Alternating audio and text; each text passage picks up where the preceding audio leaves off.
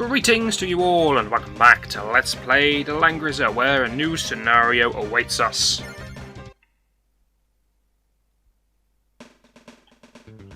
Now then, we are making great progress.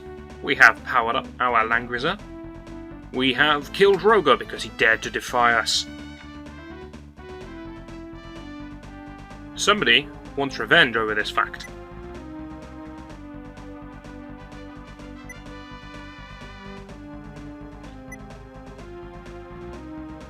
There we go, a lone girl lay in wait. Yes, here she is again. Sonia. Did we expect Sonia to come back? Well, no, but then we didn't expect Roger to come back, and the fact that Roger's come back means that Sonia's going to come back because the two are obviously inseparable and both in league with the Imperials. She's slightly annoyed. She's apparently annoyed at the death of Berza, but that wasn't our fault, let's be honest. The loss of her brother was kind of our fault. I suppose we take a little bit of blame for that one.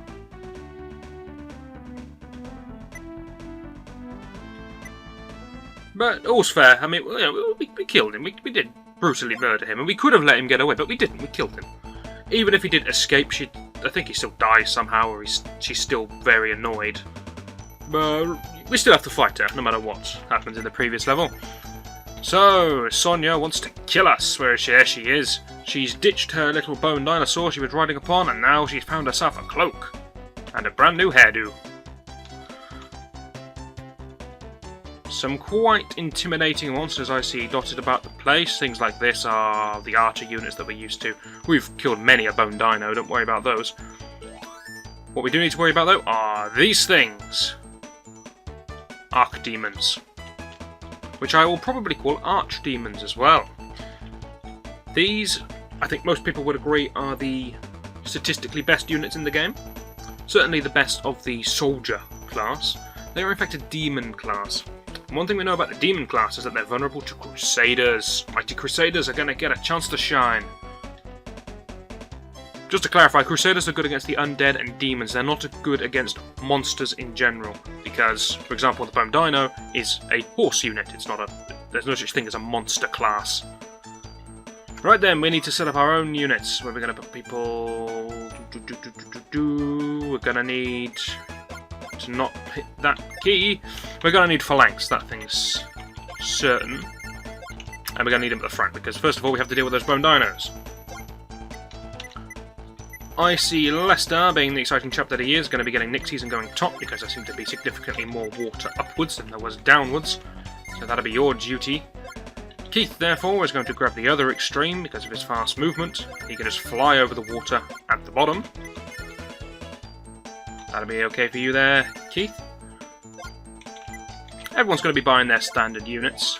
There's really no deviations to be had. Most people don't have a good alternative, and those who do...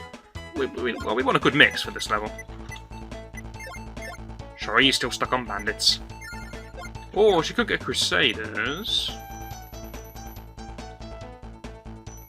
No, I think we'll stick with bandits because the two cleric girls are going to be grabbing the crusaders for us.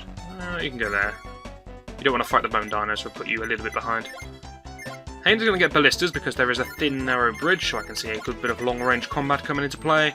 And then it's just the two healing women, who, as we said before, are going to be grabbing crusaders, which we talk about a lot, but we never really get. They're useful in these kinds of situations. Now then, I do believe I was chatting about shops and items that I couldn't wait for them to appear in the shops, and I don't know why they haven't appeared yet. Well, are we feeling lucky? Don't worry about this screen just yet. Let's click this one. Okay. There we go, that's more like it, right. An Inferno Lance. This is what we've been waiting for. This is what I've been waiting for, and I've made you wait for. Press that button, there we go. Attack +6. Now, that may not sound brilliant, considering a longsword does attack +4, but that's as good as it's going to get. It's always the way in these kind of games that if you have an item that's exceptionally cheap and has like attack +20, but then there's a very rare item that's attack +21, even though it barely does anything, it costs an absolute fortune. Same deal, but Inferno Lance is as good as it's going to get, and we've got nothing else to spend our money on, so any leftover gold is going on in Inferno Lance. Do want to buy one cross, because we found out that Glypener was absolutely dreadful, because it's summoned a Fenrir. If you're playing along yourself, then hopefully you're not up to date with me, and you can go back a few scenarios.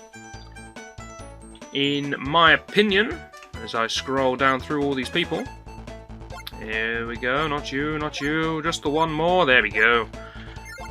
The best setup for a clericy girl is an orb and Odin's buckler. Now we haven't seen any Odin's bucklers, but what they do is they allow you to summon... Go on, take a guess. Did you guess Odin? Ooh, unlucky, you get to summon Sleipnir. Yeah, it makes no sense. But it also gives you a good natural defense, it gives your units a defense bonus. It basically does the job of a cross, and it lets you summon something new. Can only be found in random tiles on random levels, in the same way that Glypener was found on a random tile on a random level. So try to keep an eye out for that, or failing that, go to your favourite walkthrough website and find out exactly where it is, and then go and help yourself to it. That's probably the best thing that a cleric can have. Failing that, I like the cross. So that's the 2 girls done for their equipment for the entire game, in fact. Erwin is also done, I do believe. Hain is not quite done, but he will be very shortly once somebody relinquishes ownership of the Holy Rod. Last time I said I couldn't remember if we get to keep the Holy Rod or if it's sort of broken in the releasing ceremony. Turns out we get to keep it, and it is not that bad. Magic Wand does the following: range up 2, damage up 1. Holy Rod does the following: magic abilities up. What it actually does is magic range up 2, magic damage up 1, and a bit of magic defense, so it's slightly better than the normal magic wand rod thing. Only slightly, but it's as good as it's ever going to get for Hain. So that's Hain finished off as well. Sure, he's obviously done. Look, she's got the powered up Langrisser. Is that everybody else complete? Yes, it is. So everybody now has their final items except for Keith, Lester, and Scott, who are all going to be trying for a Flaming Lance. Though we're not going to get that many Flaming Lances. So what we're going to do now is we're going to start selling stuff frantically because we don't need these items anymore. We don't need backups, nobody else is going to join our team. Look, the screen's completely full. So we'll sell all this junk that we no longer need. Don't know why we hold it for quite so long, but look at all the money we're getting. We're also going to sell Glypener because I need, as he does some sums to himself, 17,000p in order to afford 2 Flaming Lances. Glypener is useless to me. Getting rid of it. I possess nothing. I'm now going to buy myself a couple of these. I probably could have kept my Glypener actually and just sold the 2 longswords that they have equipped at the moment. Maybe, but I'm not going to use that thing, so I'll just sell it, why not? Now the question is, who gets these? Well, Keith gets one because he has the best attack animation of everyone there. Well done, Keith. And the final choice is not to unselect Keith, is to progress downwards and give it to Lester, because Scott generally gets himself killed, but takes down his enemy with him already. So he doesn't need any extra help. We'll just leave Scott as he is. Lester, however, I can seriously put into a fight, and he usually does quite well. Curiously, the Flaming Lance is considered some kind of demon weapon because it gets a black background, but there we go. Little thing about the Demon Lance, it can only be equipped by mounted units. Fortunately, my 3 people who I couldn't decide on their weaponry were all mounted, so that worked out quite nicely. Erwin therefore couldn't have one. It probably would have been better for Erwin to have one than the Devil Axe, but Erwin's fine with the Devil Axe. Okay, that's a lot of chat. Let us saute into combat.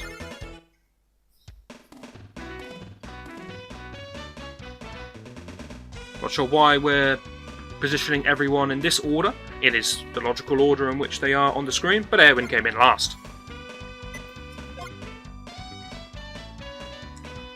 Yep, those demons won't dare defile us, Hain. It's a good shout.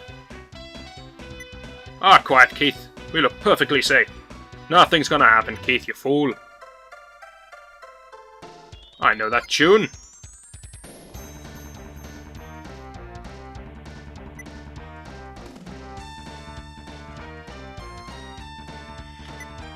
Revenge for your brother, fair enough. She's gonna get her dark brother to help get her revenge on her brother. It's a good plan. And we also didn't kill Berza. What the hell's wrong with you? Still, it's quite a force. I didn't touch much on the commandos.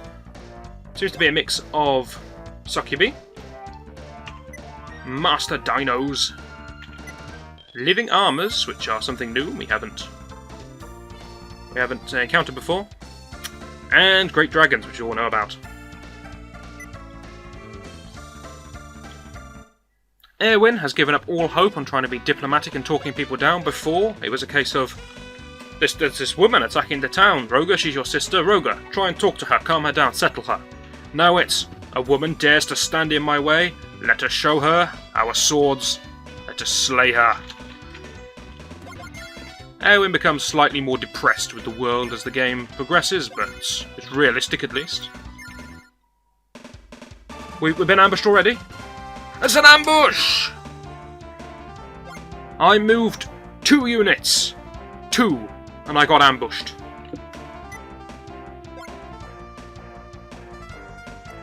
They can indeed, Erwin. Fortunately, we have our own aquatic units, which are quite powerful in the water. Go get them, Lester. It's going to be a sea-on-sea fight then. What do they got? They got crabs, or kind of lobsters, and snakes. We can deal with that. Just need to make sure we're in the water. If we're on land, we're going to lose. Aren't we, Nixies? Get to the water.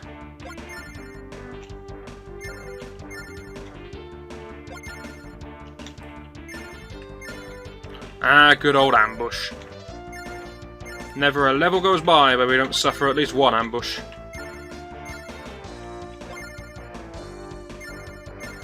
Couple of Nixies lagging behind, but they'll be there next turn. That'll be fine. They may be able to reach us, but if we lose a couple of Nixies, that's alright. We do, however, need to move Keith straight across the river. Got to be careful of these archers. They're a problem. Angels can, of course, take down archers if they are careful enough, which basically means they sit outside of the archer's range one turn, and then they fly in and kill them all the next. That will pretty much have to be the plan. Everyone else is going to have to go across the bridge because the water is too wide in this level. There's no way I can force my men through the water.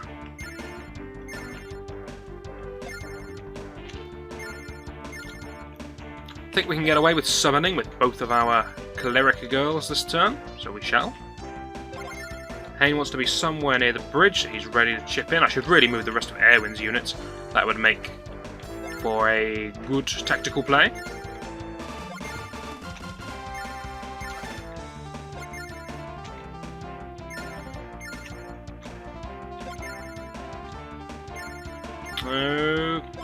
Okay, that looks good. Ballistas in range, because I'm guessing all of those bone dinos are going to charge across the bridge.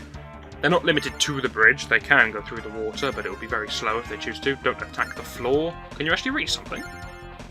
I'm impressed. Go for it, Hayne.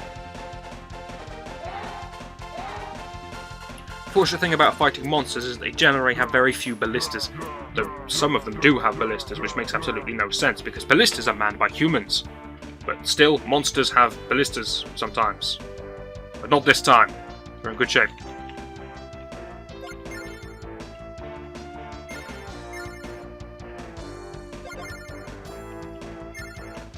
Being horsemen, of course, the bone dinos are quite weak to ballistas.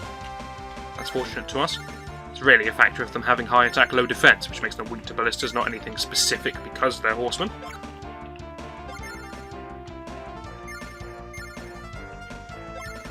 As always, Scott is going to be on defend move, because I don't like moving Scott, because Scott's always starts so far away. Cherie, priority for experience, if we can help it. If we can't, that's fine. No point summoning. Ooh, shoot. Ooh. Maybe the White Dragon can move at decent speed outside. We still haven't found that out. Tell you what we'll do. We'll get one Freya as a safety measure, and then we'll get one White Dragon. If the White Dragon really can't move still, even outdoors, I'll unsummon the damn thing and get something like a Valkyrie.